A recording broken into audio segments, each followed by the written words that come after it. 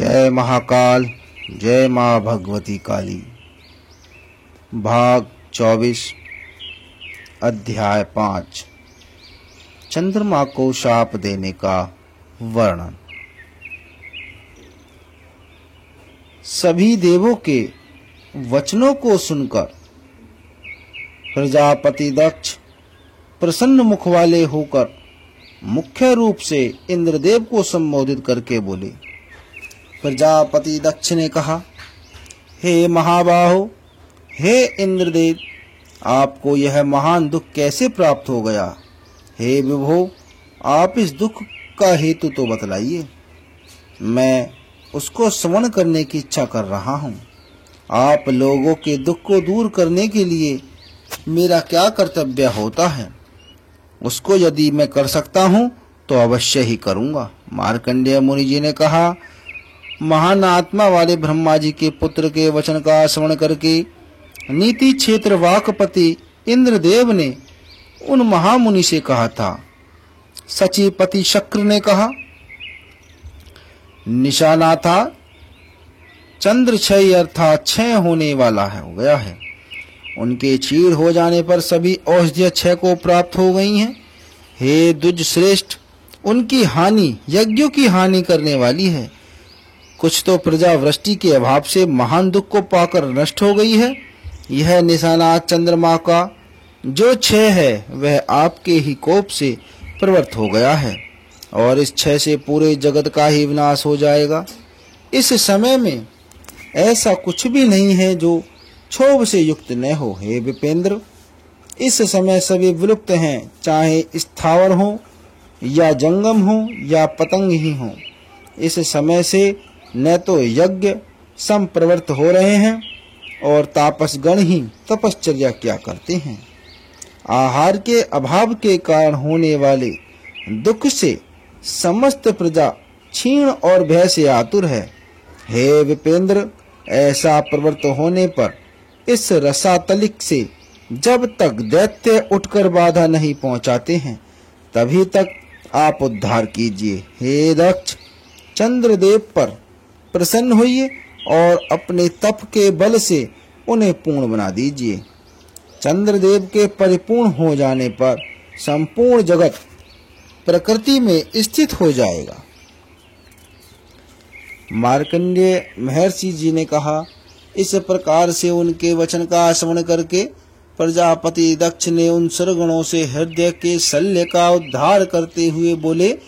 दक्ष प्रजापति ने कहा, जो मेरा वचन निशानात चंद्र में शाप का व्यसन कर प्रवृत्त हुआ है, उसको किसी भी निदान के द्वारा मैं मिथ्याभूत करने का उत्साह नहीं करता हूँ, किंतु मेरा वचन एकांत रूप से जिससे वृथा न हो और चंद्र भी बढ़ता रहे, जिससे वही उपाय दिखेगी। उसमें भी एक उपाय है कि जो चंद्रमा मास के आधे भाग में क्षय और वृद्धि को प्राप्त होकर भार्याओं से समान बर्ताव करे।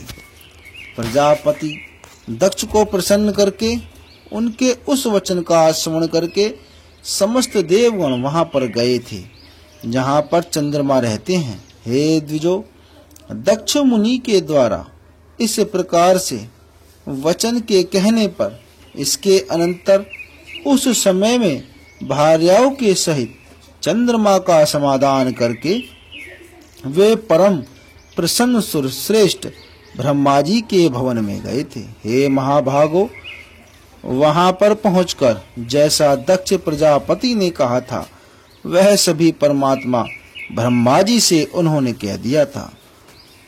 उस समय में ब्रह्मा जी देवों के मुख से दक्ष प्रजापति के वचन का श्रवण करके वे फिर सब सुरों के साथ चंद्रभाग नामक पर्वत पर, जो कि एक महान पर्वत था, वहां चले गए थे।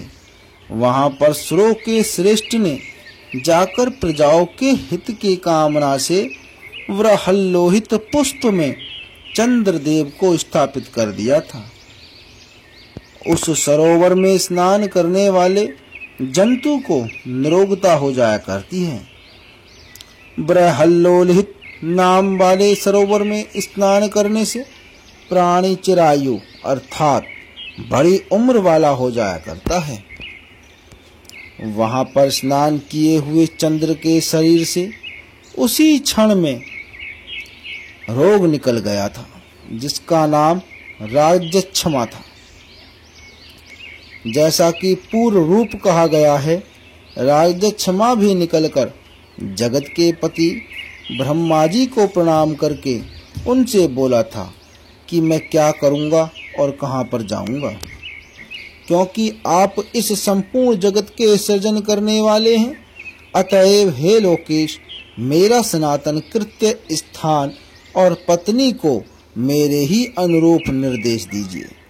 मार्कंडेय मुनि जी ने कहा, इसके अनंतर चंद्रमा के शरीर में स्थित अभियुक्त अमृतों से परिपुष्ट उसको देखकर और क्षीण हुए चंद्रमा को देखकर उन्होंने स्वयं ही हाथों से उसको ग्रहण करके गिरि में बारंबार निष्पीड़ित किया था और राज्य क्षमों के शरीर से उस अमृत को गालित किया था।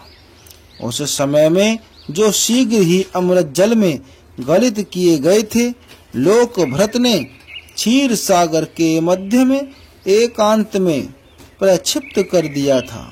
जो पहले उसके उस अमृत से चंद्र की कलाएं क्षीण हो गई थी, उनके चूर्णों को क्षीरोद सागर से लव से ग्रहण किया था। राज्य क्षमा के संसर्ग से एक कला मात्र ही शेष वाले इसकी क्षीण हुई 15 कलाएं, जो पूर्व में अमृत से परिपूर्ण थी, वे राज्य क्षमा के गर्भ में स्थित थीं और पीड़ा से तृष्णीभूत थीं। वे ज्योत्सना के अमृतों से जो कल्पापति का निबद्ध शरीर था, वह राज्य क्षमा के गर्भ में स्थित 3 प्रकार का हो गया था। वह ज्योति से परिपूर्ण हो गया था और ज्योत्सना राज्य क्षमा में लीन हो गई थी और रोग के गर्भ में स्थित संपूर्ण सुधा द्रवीभूत हो गई थी। जिस समय ब्रह्मा जी ने राज्य क्षमा के अंतर से सुधा को निर्गलित किया था, उस समय समस्त ज्योत्सना सुधा की ज्योति उससे बहिर्गत हो गई थी। उसी समय विधाता के द्वारा वह संपूर्ण क्षीरोद सागर में प्रक्षिप्त कर दी गई थी। उन देवों को उस पर्वत में परित्याग करके वह स्वयं वहां से शीघ्र ही गमन कर गए थे। इसके उपरांत कलापूर्ण अमृतों का जल से प्रक्षालित करके उन तीनों को ग्रहण करके शीघ्र ही ज्योत्सना का भी प्रक्षालन करके उस गिरि पर समागत हो गए थे। उस समय विधाता क्षीरोद से चंद्रभाग पर्वत पर पहुंचकर देवों के मध्य में ज्योत्सना कलाओं के चूर्ण में प्रविष्टि हो गई थी। ब्रह्मा जी ने उन तीनों को संस्थापित करके वे देवों के मध्य में स्थित हो गए थे। उसके स्थान आदि के विषय में निर्देश करते हुए उन्होंने राज्य क्षमा से कहा था। ब्रह्मा जी ने कहा, हे राज्य क्षमा, जो सर्वदा ही रात दिन व संध्या के समय में वनिता में रत रहा करता है और उसमें सुरत को सेवन किया करता है, वहां पर ही आप निवास करेंगे। जो प्रतिस्याएं,